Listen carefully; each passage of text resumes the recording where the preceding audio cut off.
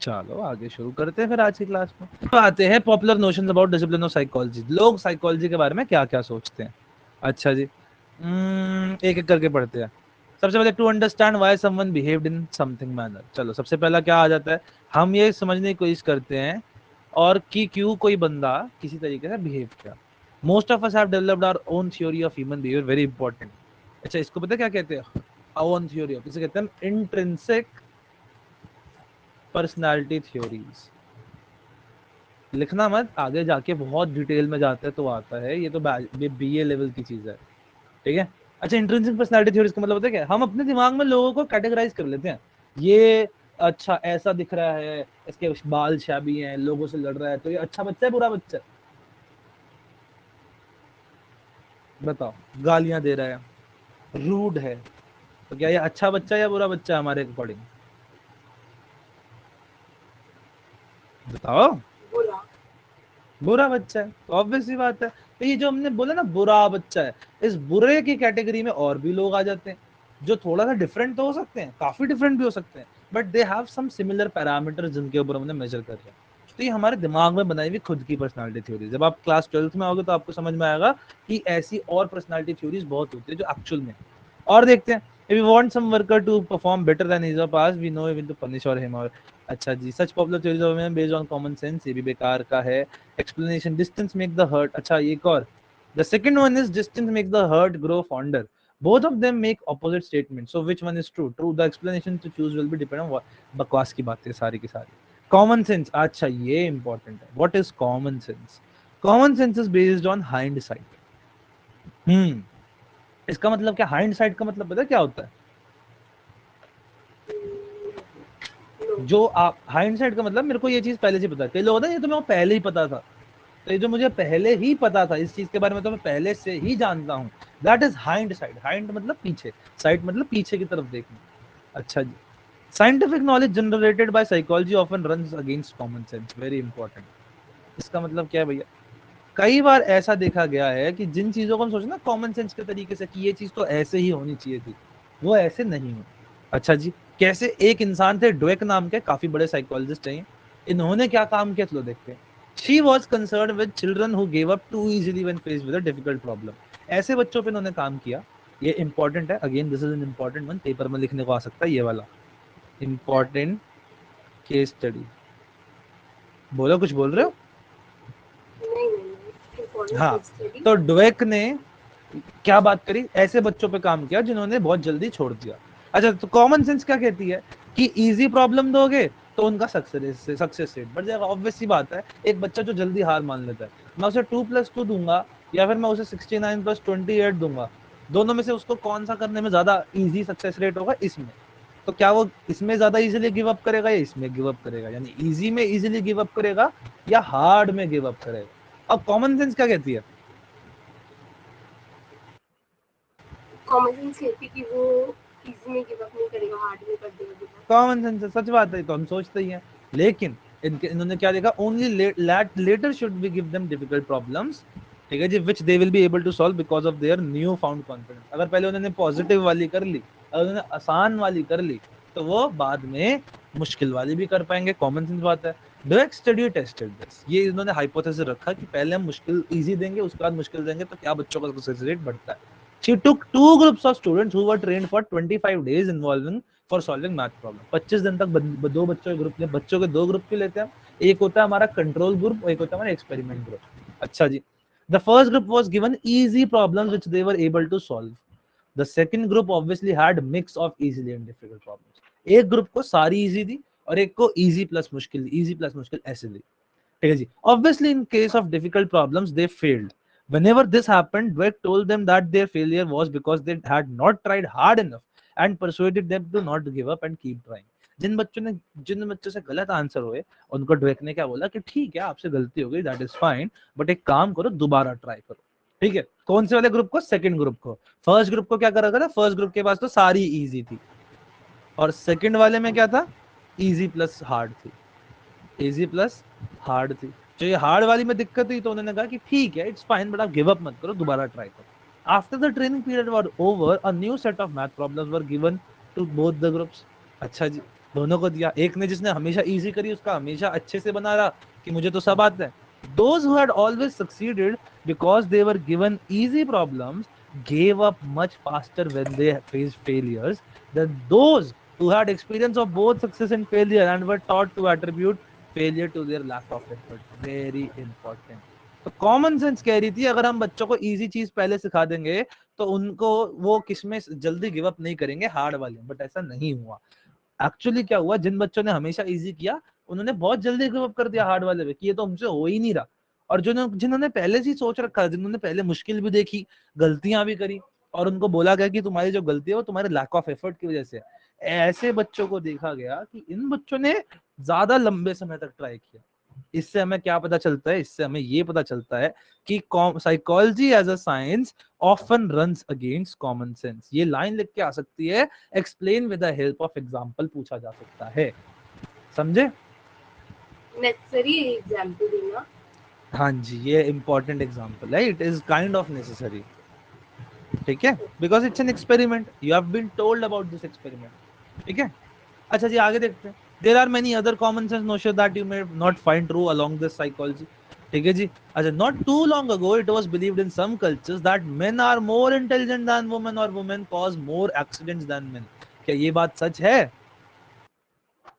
Cultures तो कहते हैं ये है, बट साइंटिफिकली देखा गया कि ये नहीं है। Common sense also tells that one is not able to give one's best if you are asked to perform before a large audience. अच्छा, ये इंपॉर्टेंट है। कहा जाता है कि अगर आपको एक लंबी बहुत सारे लोगों के सामने में खड़ा कर दूं तो आप अपना बेस्ट परफॉर्म नहीं कर पाओगे। कॉमन सेंस तो यही कहती है। But psychological studies have shown that you have practice well, अगर आपने अच्छे से प्रैक्टिस किया, you may actually perform better because of the presence of others while you perform. इसको कहते हैं हम सोशल, कहते हैं सोशल लोफिंग नहीं होती है, ये दूसरा होता है। सोशल लोफिंग का ऑपोजिट होता है सोशल फैसिलिटेशन कहते हैं। हाँ, इसे हम कहते हैं social facilitation. So again this is a psychological phenomena opposite from common sense. कई बार अगर आपसे क्वेश्चन पूछा गया तो ये दो और एग्जांपल डाल देना कि कैसे कैसे। तो पहला ये हो गया कि जिन बच्चों को देखा गया था, उसके बाद ये कि कल्चर जिनमें माना जाता है वुमेन ज्यादा एक्सीडेंट करती हैं, ये बात सच नहीं है। और ये कि अगर आप लोगों के सामने परफॉर्म कर रहे हो तो आप अच्छा परफॉर्म नहीं करोगे, बट एक्चुअली इसका ऑपोजिट होता है। तो ये तीन मेन इंपॉर्टेंट आपके एग्जांपल है जो आप इस क्वेश्चन में लिख सकते हो। ठीक है जी, ओके सर। चलो भाई। अच्छा, एक इंपॉर्टेंट चीज है, तांत्रिकों का नाम सुना तुमने कभी? काला जादू, तांत्रिक, पाम रीडर्स, हस्तरेखा जो पढ़ते हैं, है ना, जो हमारा हाथ पढ़ते हैं ना, हाथ पढ़ेंगे हम। पता है इनमें और हमारे में क्या डिफरेंस होता है? सबसे बड़ा डिफरेंस ये है कि we systematically examine proposition based on data to develop principles about human behaviour and other psychological phenomena. मतलब क्या है इसका, कि भैया हम एक्चुअली सिस्टमैटिकली, हमारा एक सेट ऑफ प्रोसीजर है जिसको हम क्या कहते हैं, रिसर्च कहते हैं। We have a set of systematic procedure जिसको हम यूज करते हैं with the help of data. हम एमए की बातें नहीं कर रही, हम एक्चुअली डेटा गैदर करते हैं और उसके बेसिस पे प्रिंसिपल्स बनाते हैं about human behaviours and psychological phenomena. हवा में बात नहीं करते हम, हवा में बात नहीं करते, हमारी बातें आर बेस्ड ऑन फैक्ट्स। ठीक है, that is the biggest thing between एक तांत्रिक बाबा, योगी बाबा एंड एक साइकोलॉजिस्ट। बात समझ में आई? गुड। चलो भाई, यहाँ तक की बात हमें समझ आ गई। अब आ जाते हैं हम एवोल्यूशन ऑफ साइकोलॉजी में। ये बड़ा इंटरेस्टिंग है, ये बहुत इंटरेस्टिंग है, एवोल्यूशन ऑफ साइकोलॉजी। अच्छा, एवोल्यूशन ऑफ साइकोलॉजी में तुम्हें थोड़ा डिफरेंट तरीके से भी पढ़ाना चाहता था। Let me see if I can get you those notes, just a second. ये रहा मेरे ख्याल से, हाँ ये रहा, ओपन इन न्यू। ठीक है जी, लो जी, आपको ये दिख रहा है एवोल्यूशन ऑफ साइकोलॉजी? चलो, अब ये थोड़ा सा आउट ऑफ साइकोलॉजी भी जा रहा है, बट आई फील आपको ये पता होना चाहिए काफी कुछ। सो फिनियस गेज जो है, he was a person who used to work on railway tracks, American railroad construction foreman था ये। तो पटरियां जब बनाते हैं ना तो बहुत सारे, आपको पता है, बड़े बड़े सरिये लगते हैं इसमें। तो एक बार ही वॉज वर्किंग टू कंस्ट्रक्ट क्या भैया, रेलवे ट्रैक, कि सडनली इनके सर के अंदर एक सरिया घुस गया ऐसे। और अगर मैं आपको एक बेटर तरीके से दिखाऊं, सो फिनियस गेज आपको यहाँ दिखेंगे, फिनियस एंड फर्ब नहीं, Phineas Gage. He is an important human in psychology. ये रखो, ये रहे हमारे फिनियस गेज, और इनकी बड़ी अच्छी फोटो है ये वाली। इस फोटो के अंदर आप देख सकते हो he is opposing with the stick which went inside his skull. ये पूरी स्टिक जो है वो इनके स्कल के अंदर चली गई थी और लुक एट दिस, इतना बड़ा घाव हो गया था इनके दिमाग के अंदर। बताओ, पूरा आर पार हो गई थी, from the top of his head to the bottom of his jaw. क्या लगता है, क्या ये जिंदा बचे होंगे? बताओ। Technically no. Technically no, but surprisingly, भगवान का चमत्कार मानो या साइंस की दुनिया का कोई चमत्कार मानो, ही एक्चुअली वाज अलाइव। ऐसा होने के बाद भी जिंदा हो गए। और इसके बाद इवन तो इनके ब्रेन का कुछ पार्ट खराब हो गया, but overall he was fine. But एक चीज में दिक्कत आई, पता है व्हाट दिक्कत came after he this Phineas Gage incident happened was कि भैया फिनियस गेज जो पहले इंसान था, बड़ा काम सा इंसान था, सबसे हंसी मजाक में बात करता था, हाय कैसे हो आप, अच्छा अच्छा ठीक हो, ये ऐसे बात करता था। बट आफ्टर दिस हैपेंड ना, दिस ब्रेन के अंदर एक्सीडेंट हुआ, इनकी पर्सनालिटी सडनली कंप्लीटली बदल गई। Now he started becoming angry. ये लोगों को डराने लग गए कि ओए ऐसे मेरे सामने की बात कर रहे हो, शर्म नहीं आती तुम्हें? लोगों को डांटने लग गए, अग्रेसिव हो गए। ये देखो, his personality changed completely after the brain injury. इससे हमें पता है क्या पता चला साइकोलॉजी के अंदर, फिनियस गेज इंपॉर्टेंट 1848 में, इन्हीं के बाद देखो 1879 में पहली बार साइकोलॉजी का वो बना था लैबोरेटरी। कहां पे बनी थी laboratory? It was in Germany. या बट आपको पूरा नाम होना चाहिए, लीपजिग जर्मनी में। लाइप्जिग कहते हैं वैसे तो इसे, तो लीपजिग जर्मनी में आपकी पहली साइको लैबोरेटरी। 1848 में यह हादसा हुआ। और पता है आप इस चीज से पता क्या लगा सकते हो, बताओ जानिए, what can you say about this? देख, हमें क्या समझने को मिलता है कि फिनियस गेज की पर्सनालिटी बदल गई आफ्टर दिस इंसिडेंट, तो कुछ तो होगा जिससे हमें कुछ तो समझ आया होगा। उनके नर्वस सिस्टम में कोई चेंजेस हुआ होगा। ये तो ठीक है, बट क्या हमें इससे पहली बार एक एसोसिएशन मिल गया कि जो पर्सनालिटी है वो कहीं ना कहीं ब्रेन से रिलेटेड यस यस। है ना? तो दिस थिंग विच ऑकर्ड, ये बना हमारे साइकोलॉजी की दुनिया में एक बहुत ही ज्यादा बड़ा रेवोल्यूशन, और इसी के बाद सारी साइकोलॉजिकल चीजें शुरू हुई। तो फिनियस गेज के बारे में लिख लो, ही इज एन इंपॉर्टेंट आदमी, और अगर आप जीवन में साइकोलॉजी में कुछ करना चाहते हो, ये इंफॉर्मेशन तो आपके पास होनी ही चाहिए। ठीक है? उल्टा इनका फिनियस गेज का ना पता है एक 3D डायग्राम भी है, इफ वी से सी ध्यान से, Phineas Gage 3D, Phineas Gage 3D print images देखें, ये देखो, ये देखो, सोचो इतना हिस्सा of his brain got damage. जिसे कहते हैं हम फ्रंटल लोब, तो इनका नहीं, एक्चुअली ऑसिपिटल होना चाहिए, ये तो फ्रंटल तो यहाँ तक होता है, may be frontal plus occipital दो जगहों पे दिक्कत। अच्छा बेस्ट पार्ट, ऑसिपिटल के अंदर ओ जो होता है ना, ब्रेन के कुछ पार्ट्स होते हैं, do you know about it? I don't think you don't know about it. चलो मैं बता देता हूँ क्या होता है। तो there are parts of brain जिन्हें कहते हैं हम लोब्स, होते हैं frontal, parietal, occipital and temporal. ये देखो, ये है फ्रंटल लोब, ये है पैराइटल लोब, ये है टेम्पोरल लोब, और ये है ऑसिपिटल लोब। तो इनको कहां पे लगी थी चोट? फ्रंटल लोब में लगी थी। फ्रंटल लोब जो होता है ना, वो हमारे मोस्टली साइकोलॉजिकल प्रोसेसेस को गवर्न करता है। क्या करता है वो? Most of the psychological processes को गवर्न करता है। सो तभी इनके अंदर चेंजेस आए, तभी इनकी बॉडी, तभी इनकी बिहेवियर के अंदर चेंजेस आए फिनियस गेज के अंदर। क्योंकि हमने साफ साफ देखा कि देखा जाए तो देखो, इनके फ्रंटल लोब के अंदर ही तो हुआ है छेद, दिख रहा है? So that is what happened with him.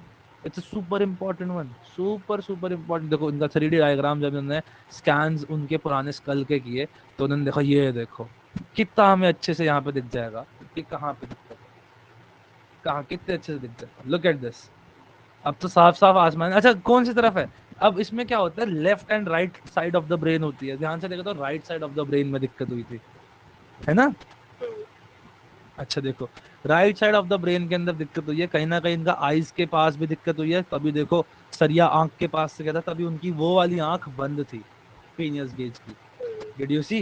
ये देखो, फिनियस गेज जो है, इनकी ये वाली आंख काम नहीं कर पा रही इसी तरफ की, क्योंकि इनकी ये जो नर्व्स थी वो भी टूट गई थी। इट्स एन इम्पॉर्टेंट थिंग, थोड़ा बहुत हमें पता होना चाहिए फिनियस गेज के बारे में। आगे चलते हैं। अब यहाँ से होती है हमारी रियल मॉडर्न साइकोलॉजी पे। क्या आपको साइकोलॉजी की शुरुआत कहाँ से हुई? 1879 में हमारे फादर ऑफ साइकोलॉजी के साथ। Who is father of psychology? Wilhelm wound. कौन भैया? विलहेम होता है या विलहेल्म होता है? Let's see. विलहेम बता इन्होंने तो विलहेल्म एग्जैक्टली, मैं वही सोचू थोड़ा गलत लिखा हुआ है यहाँ पे। विलहेल्म, यहाँ पे एल भी है एक, ठीक है। क्या नाम है इनका? Wilhelm wound. इन्हें वुंड कहते हैं, वुंड बेसिकली। तो इनका नाम है Wilhelm Wundt. Super important human. He is considered as the father of psychology number 1। क्या कहते हैं मैंने? फादर ऑफ साइकोलॉजी कहते हैं। Father of psychology. Good good good, बहुत बढ़िया। दूसरी चीज, he was the founder of the term psychologist. किसी को ये टर्म पहले कभी पता ही नहीं थी, साइकोलॉजिस्ट, लेकिन विलियम साहब ने पहली बार साइकोलॉजिस्ट जैसी कोई शब्द दिया। अच्छा, मोस्ट ऑफ दी, आप पुरानी जितनी भी साइकोलॉजी के बारे में आप अब पढ़ोगे ना, यहाँ पे आपको एक चीज देखने को मिलेगी। वो क्या है कि जितने भी लोग थे एक्चुअल में कोई साइकोलॉजिस्ट नहीं था। ये सब कोई ना कोई फिजिशियन था, कोई सोशल एक्टिविस्ट था, कोई कुछ था, कोई कुछ था, ठीक है, बट कोई भी एक्चुअली प्रॉपर साइकोलॉजिस्ट नहीं था। समझे? क्यों? क्योंकि उस समय कोई साइकोलॉजी जैसी चीज नहीं थी। इन सब ने गलती से खोज करी है। तो ही was a German physiologist. Physiologist पता है कौन होता है? जो बॉडी रिलेटेड दिक्कतें देखता है, जो स्टडी ऑफ बॉडी करता है। कहाँ यहाँ थे और कहाँ आ गए साइकोलॉजी में? बॉडी से सीधा माइंड पे आ गए। So there are differences. He was a professor और इन्होंने फर्स्ट एक्सपेरिमेंटल साइकोलॉजी की लैबोरेटरी खोली थी, जिसको हम सिंपली कहते हैं कि फर्स्ट साइकोलॉजी की laboratory at Leipzig Germany in the year 1879। ठीक है, ये बात समझ में आई इनके बारे में? इन्होंने एक व्यू दिया था, इन्होंने एक पर्सपेक्टिव दिया। इन्होंने क्या पर्सपेक्टिव दिया था? सिंस ये फिजियोलॉजिस्ट थे, फिजियोलॉजिस्ट क्या पढ़ते हैं? बॉडी को पढ़ते हैं, बॉडी के पार्ट्स होते हैं। So he gave a viewpoint called as structuralism. Very important. क्या दिया इन्होंने? इन्होंने दिया स्ट्रक्चरलिज्म। इंपॉर्टेंट है, सबसे ज्यादा इम्पोर्टेंट है। ठीक है जी। अब जब हम बड़े हो जाते हैं तब हमें पता चलता है कि he wasn't the one, it was Edward Titchener. But आपको ये पढ़ने की जरूरत नहीं है। अकॉर्डिंग टू एनसीईआरटी यही थे जिन्होंने सबसे पहले क्या दिया? स्ट्रक्चरलिज्म दिया। ठीक है, he was the first human, हम मान लेते हैं। ठीक है जी। अच्छा, स्ट्रक्चरलिज्म होता क्या है ये देखो। William wound was interested in the study of conscious experiences and wanted to analyze the constituents or the building blocks of personality of the mind. Very important. अगर हम स्ट्रक्चरलिज्म के बारे में लिखेंगे, एक सेकंड में व्हाइट बोर्ड खोल लेता हूं, ठीक है। तो अगर हम स्ट्रक्चरलिज्म के बारे में लिखेंगे तो नंबर 1 चीज हम क्या लिखेंगे? It studies the building blocks of mind. ये लाइन लिख दी तो 1 नंबर पक्का है। ठीक है, नोट डाउन कर लो।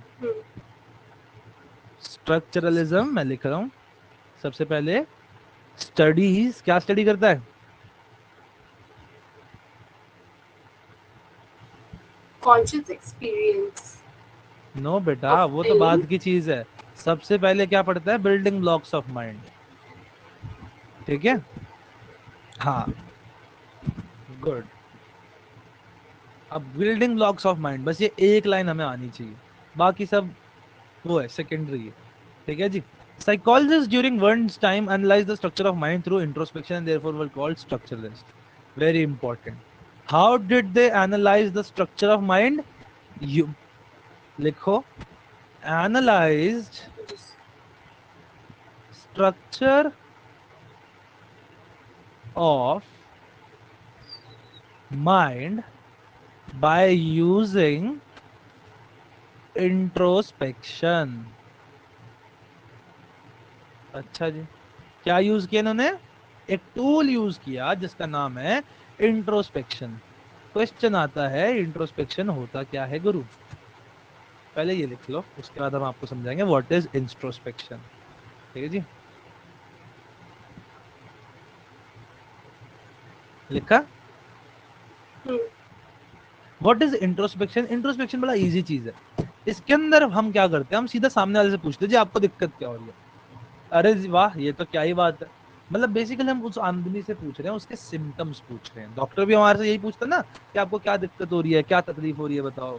तो ये देखो, introspection was a procedure in which individual और subject in psychological experiment were asked to describe in detail their own mental processes and experiences. Very very important। उनसे सिंपली पूछा जाता था इंट्रोस्पेक्शन में क्या, कि भैया जो हमारा सब्जेक्ट है was asked, the subject was asked to tell about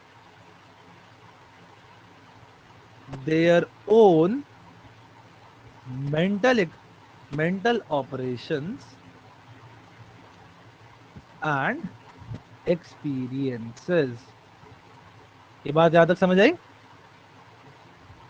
कि इंट्रोस्पेक्शन में हम सिंपली उनसे पूछ लेते थे जी आपके दिमाग में क्या चल रहा है। पर क्या ये एक अच्छा तरीका है? मैं सब सामने वाले से पूछ रहा हूँ कि आपके दिमाग में क्या चल रहा है, कई बार उसे खुद भी नहीं पता होगा भाई। That is it. However introspection, बोलो I was बोलो। asking you, the subject was asked to tell about their own mental processes या कहो processes. ऑपरेशंस, हाँ दोनों में कुछ भी लिख सकते हो, ऑपरेशन प्रोसेसेस, ये इंटरचेंजेबल वर्ड्स हैं।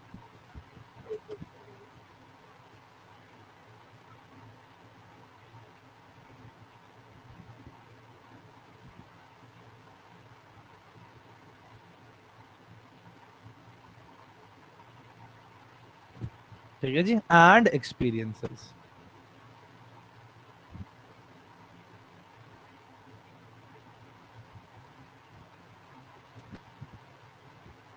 ठीक है, Yes, sir. समझ क्या आया इस समय ये बताओ,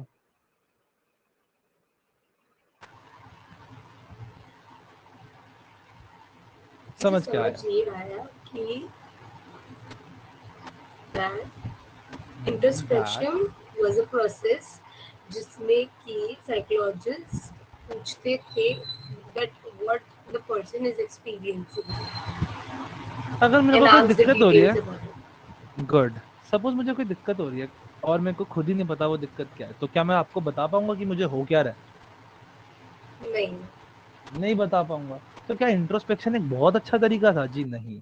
और यही बात यहाँ लिखी है, introspection as a method did not satisfy many other psychologist even though who used to use it, structuralist used to use it. एक लाइन लिखो, लिखो एक line, that people who used to study, people who used to study parts slash components of mind were called as what?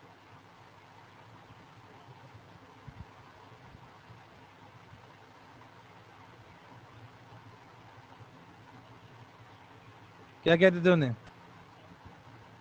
parts of mind को कौन psychologist structuralist. भैया जो structuralism पढ़ रहा है उसे स्ट्रक्चरलिस्ट कहते हैं, जो साइकोलॉजी पढ़ रहा है उसे साइकोलॉजिस्ट पढ़ कहते हैं। उस समय साइकोलॉजिस्ट जैसी ऐसी चीज बहुत ज्यादा थी नहीं ना, इसलिए। तो जो माइंड के पार्ट्स पढ़ने की कोशिश कर रहे थे वो कौन थे? वो थे हमारे स्ट्रक्चरलिस्ट। ठीक है,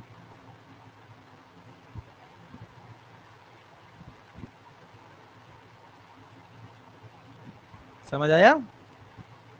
यस सर गुड, आगे चले। तो सबसे पहला हमने कौन सा व्यू पॉइंट देख लिया? That is structuralism. क्या देखा हमने सबसे पहले? हमने देखा स्ट्रक्चरलिज्म। बहुत बढ़िया जी। अच्छा, अब एक चीज हमने, याद है मैंने आपको लास्ट क्लास में एक चीज बताई थी कि जो साइकोलॉजिस्ट होते थे एक दूसरे से खुश रहते थे, जलते थे? बताओ, खुश रहते थे या जलते थे? It's a question.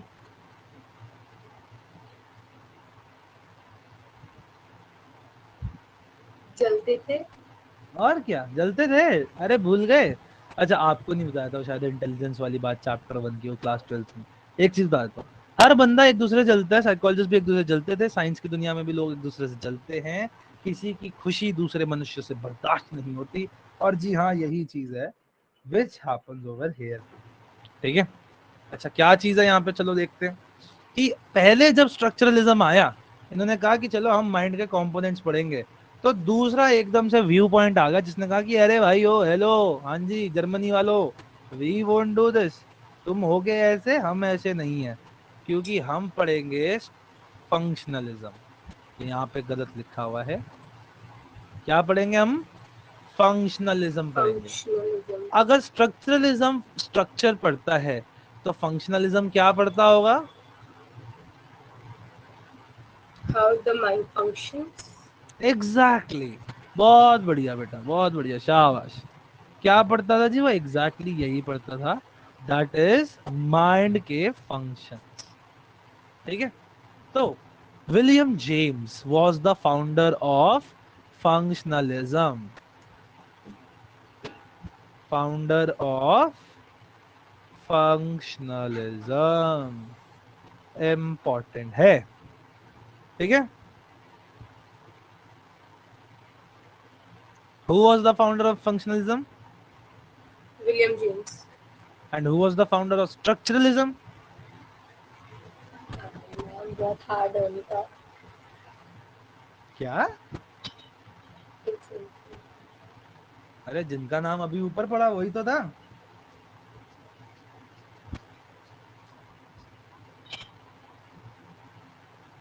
बताओ बताओ।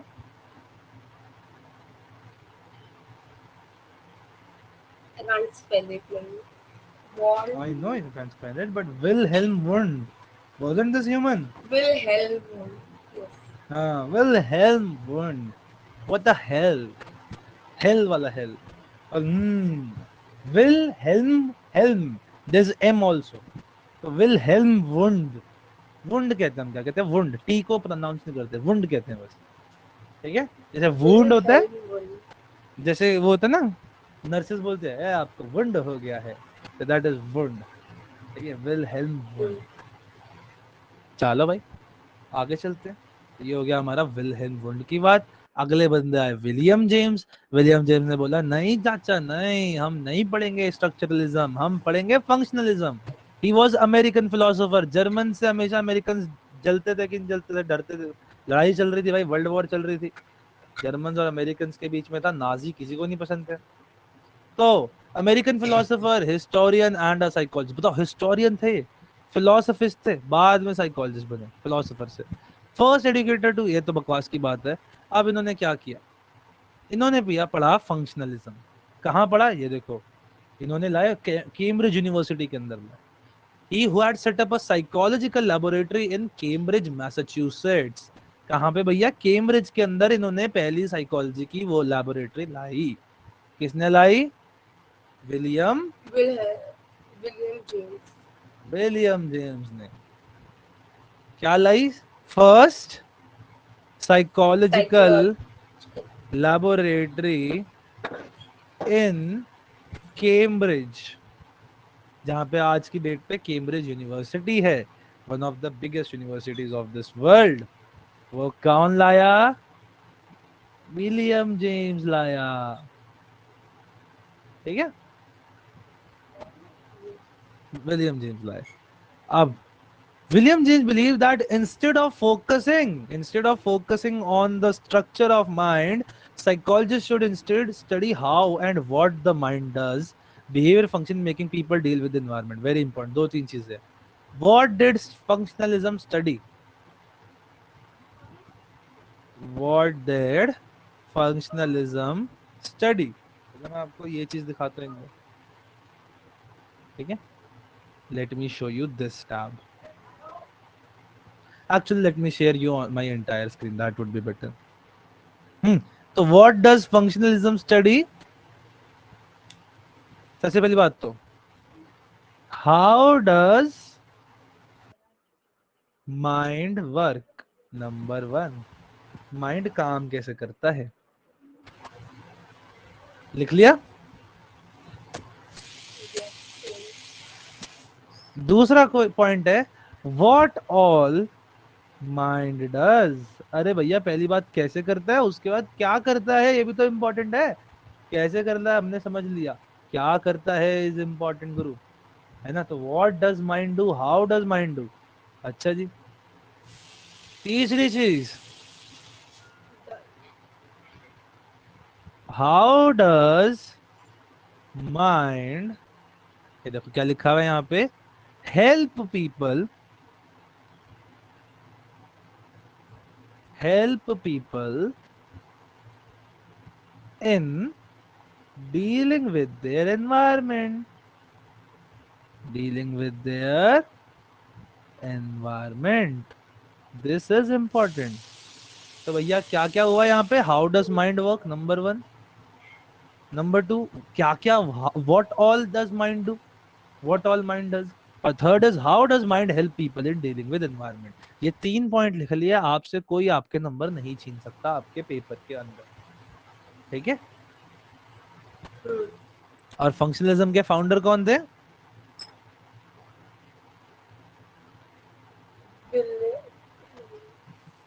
बोलो बोलो। William M Bond. नहीं नहीं, हैं? एक सेकंड, नहीं नहीं हैं? नहीं, एक सेकंड, एक नहीं नहीं, विलियम जेम्स, विलियम तो ये जेम्स। विलियम बॉन्ड कहाँ से आ गया भैया? नहीं नहीं पता। कहाँ से आ गए, कहाँ से? कहीं नहीं है ये विलियम विलियम बॉन्ड। आगे पढ़ते हैं। For example functionalist focused on how behaviour enabled people to satisfy their needs, ठीक है। एक और चीज कर लो, फोर्थ भी ऑप्शन डाल लो। हाउ डज अच्छा नहीं बना, how does behaviour help people satisfy their needs, मनुष्य अपनी सेटिस्फाई कैसे कर पाता है नीड्स को, ठीक है जी। अच्छा ये इंपॉर्टेंट लाइन है, ये लाइन इंपॉर्टेंट है। According to William James, consciousness is an ongoing stream of mental processes interacting with environment formed the core of psychology. Very very important, very very important, ये तो इंपॉर्टेंट लाइन है भाई। क्या भैया, William James के according consciousness क्या है, what is consciousness. Consciousness वैसे होती क्या है, हमारी हम जो अभी महसूस कर रहे हैं ये सब हमारी कॉन्शियसनेस है। On stream of mental processes, on stream of mental processes, ये जो हम अभी देख रहे हैं, सोच रहे हैं, जो हम इस समय जिंदा है, ये सब एक ongoing stream of mental processes है, ठीक है जी, विच इंटरैक्ट विद द एनवायरमेंट। अच्छा जी, जो हमारे आसपास के एनवायरनमेंट के साथ इंटरैक्ट करती है, ये बात भी काफी सही है भैया, ठीक है जी। ये देखो, and becomes the core of psychology does not matter, ये लाइन अच्छी इंपॉर्टेंट नहीं है, ठीक है। सो कॉन्शियसनेस अकॉर्डिंग टू ये फंक्शनलिस्ट क्या है भैया, it is an ongoing stream of mental processes which interact with the environment. क्या ये बात समझ आई? यस।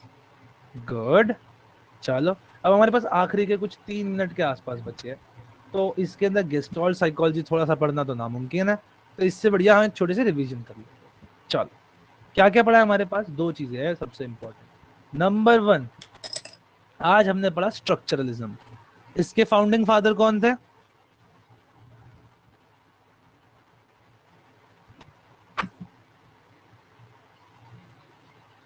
बताओ। William bond. वुंड बेटा, वुंड क्या, वुंड। वुंड, वुंड कहता है मैंने, विलियम वुंड। तो विलियम वुंड ने क्या बोला सबसे पहले, स्ट्रक्चरलिज्म क्या कहता है, studies building blocks of mind, super important stuff, building blocks of mind पढ़ता है। Analyse the structure of mind by using introspection, इन्होंने क्या यूज करी भैया, इंट्रोस्पेक्शन यूज करी, ठीक है जी।